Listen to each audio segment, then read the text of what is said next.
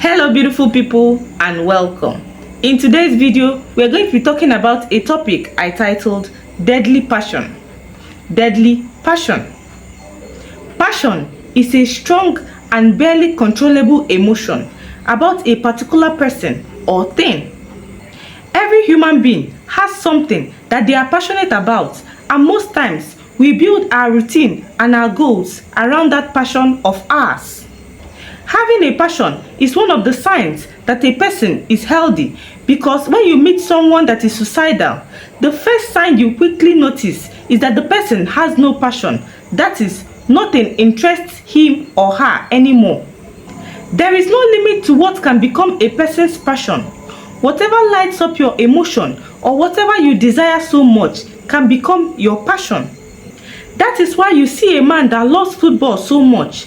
He may not necessarily know how to play, but the fact that he enjoys the game, he is willing to leave everything that he's doing to go and watch that football. And if by any chance there is no light in his house, he is willing to take the risk to go outside and watch the game, returning happily after a win and very angry after they must have lost the game. But this loss does not affect his love for the game, because he is willing to go back and do it again the next day. Because every passion carries an emotion that we can hardly control, wise people try to introduce their kids to healthy interests so as to channel or guide their passion towards something beneficial. So at a tender age, you will see some parents telling their children, you will be a doctor, you will be a lawyer, carefully selling the profession into the mind of the child so as to get them to a point where they become passionate about that profession. However, because life is unpredictable, some people's interests tend to change as they grow older. Just like an addiction, a passion can become very deadly that a person is willing to risk their life and their health in order to satisfy that emotion that is boiling inside of them. A clear example of how a person can be blinded by a passion to the point that they stop making rational decisions can be seen in Judges chapter 16. The Bible recorded that Samson fell in love with a woman in the valley of Serach, whose name is Delilah.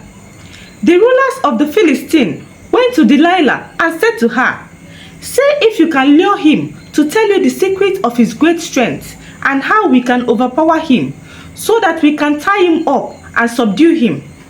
Each of us will give you 1,100 shekels of silver." So Delilah said to Samson, "Tell me the secret of your great strength and how you can be subdued." Samson answered her, "If anyone ties me up with fresh 7 bowstrings that has not been dried, I will become as weak as any other man." Then the rulers of the Philistines brought her 7 fresh bowstrings that have not been dried, and she tied him up with it. With men hidden in the room, she called Samson, "Samson, the Philistines are upon you." But he snapped the bowstrings as easy as a string will snap when it comes close to the flames. So the secret of his strength was not discovered. Then Delilah said to Samson, "You have made a fool of me, and you have lied to me. Come now, tell me how you can be tied." He said, "If anyone ties me securely with new rope that has not been used, I will become as weak as any other man." So Delilah took new rope and tied him with it. Then with men hidden in the room, she called out to Samson, "Samson, the Philistines are upon you."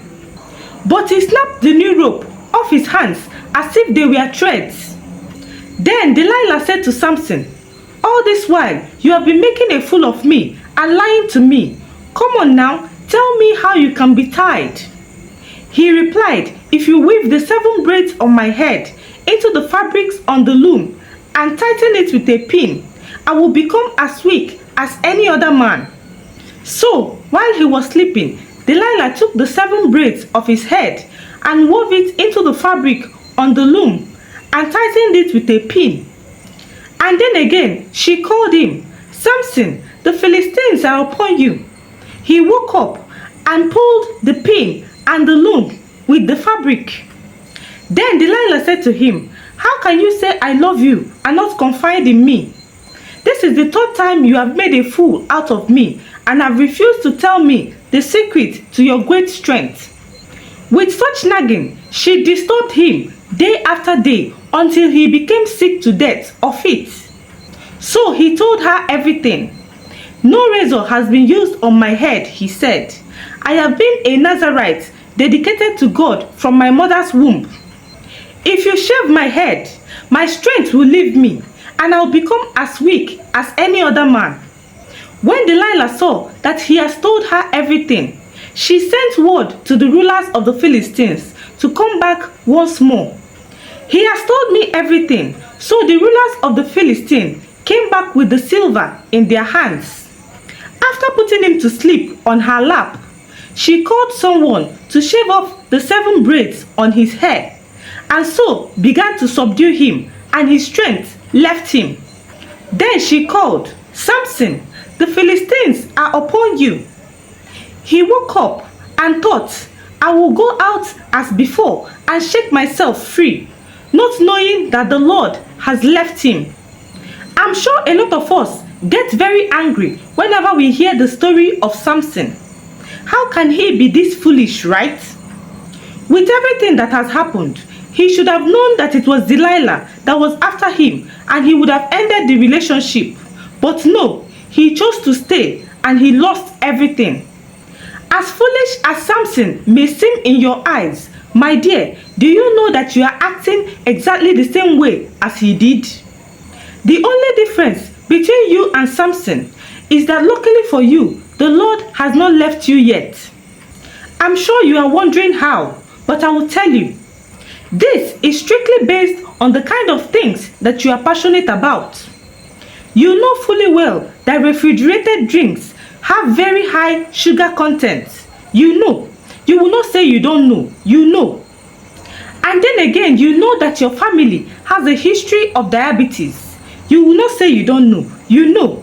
But somehow, that doesn't seem to bother you. You consume a minimum of 1 bottle every day, and you are satisfied by the sweetness. It gives you such a great sensation, right? Like Samson, you have found yourself a deadly passion that you are willing to lose your life for. On the social media every day, we see videos of people begging for money for dialysis or kidney transplant. You feel sorry for them as you scroll past because you don't have enough money to start giving out. But you consume not less than 3 to 5 bottles of beer every day, and you sit down to condemn Samson.